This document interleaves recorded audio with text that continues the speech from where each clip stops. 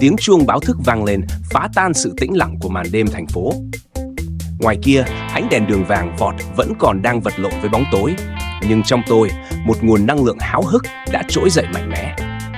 Đã hơn một tháng nay, guồng quay công việc cuốn tôi đi, những buổi cà phê vội vã, những cuộc họp kéo dài, những con đường kẹt cứng vào giờ tan tầm. Tôi thèm đến cháy lòng cái cảm giác được hòa mình vào thiên nhiên, được tĩnh tâm bên chiếc cần câu và lắng nghe những thanh âm trong trẻo của đất trời.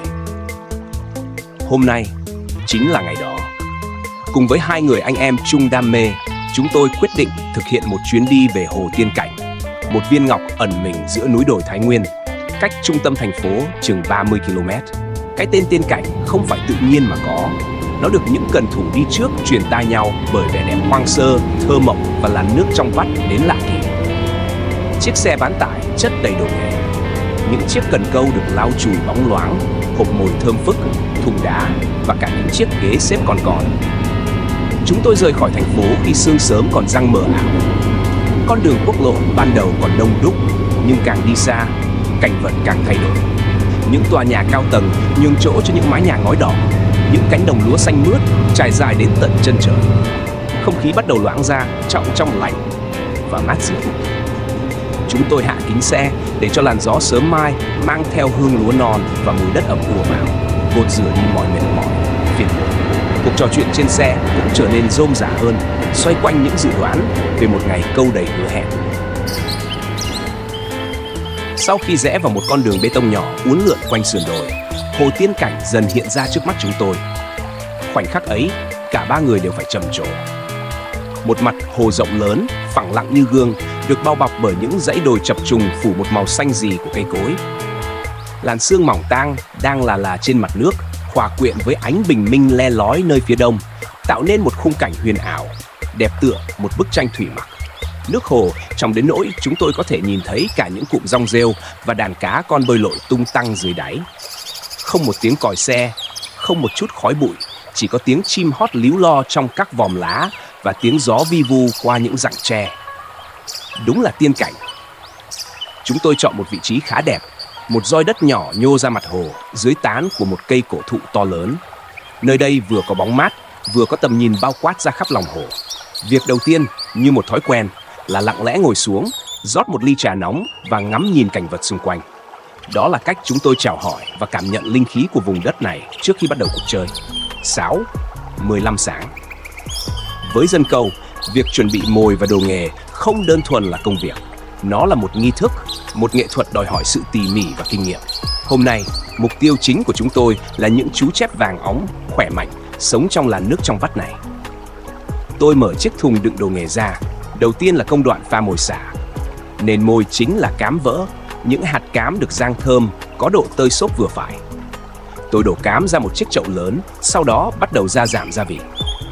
Một chút tương sữa thơm để tạo mùi ngậy ngọt, một ít lão chép với hương thơm cổ điển đặc trưng và không thể thiếu vũ khí bí mật. Tinh chất khoai lang thế hệ 2. Mùi hương ngọt đậm, lan tỏa của khoai lang nướng luôn có sức quyến rũ đặc biệt với loài chép.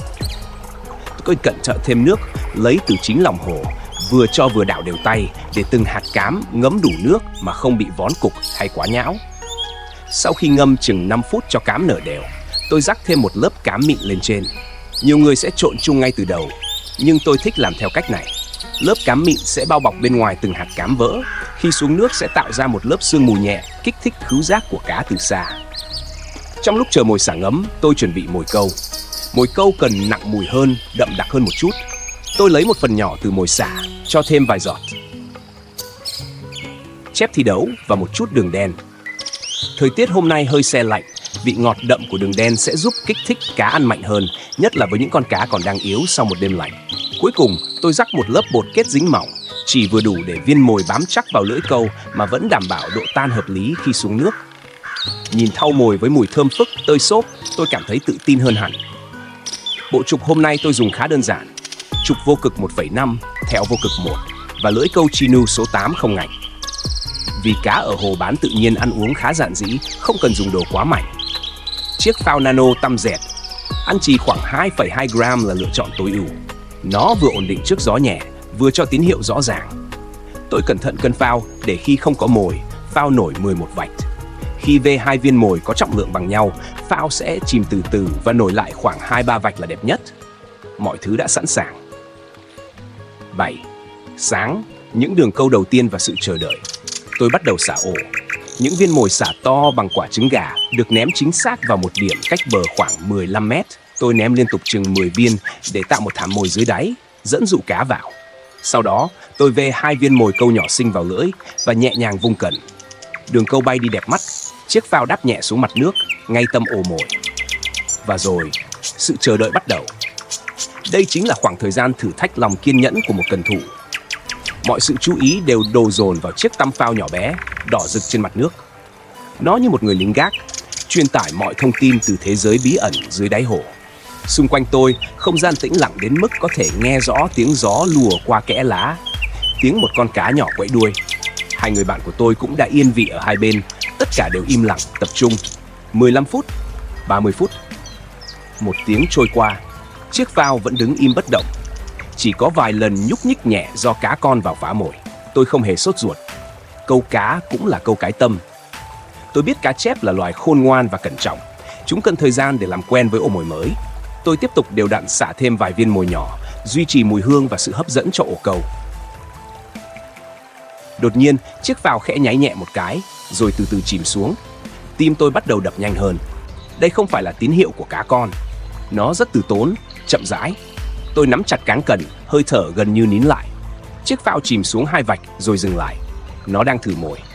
Tôi kiên nhẫn chờ đợi. Và rồi, một cú thúc mạnh, dứt khoát, chiếc phao bị kéo chìm nghỉm xuống làn nước. Chính nó, tôi giật nhẹ cổ tay. Một lực cản nặng trịch truyền từ đầu dây câu xuống cán cần. Chiếc cần cong vút như một cánh cung. Con cá dính câu bắt đầu hoảng loạn. Nó lao vút ra xa, tiếng máy câu kêu rò, nghe thật đã tai. Kinh nghiệm cho tôi biết, đây là một con chép khá lớn. Tôi không vội vàng, từ tốn ghi cần điều khiển nó. Cuộc chiến bắt đầu. Con cá lúc thì lao sang trái, lúc thì vụt sang phải, lúc lại lặn sâu xuống đáy. Tôi cứ nhẹ nhàng dìu nó, dùng độ réo của cần để làm nó mệt dần. Vài phút sau, khi đã thấm mệt, nó bắt đầu nổi lên mặt nước.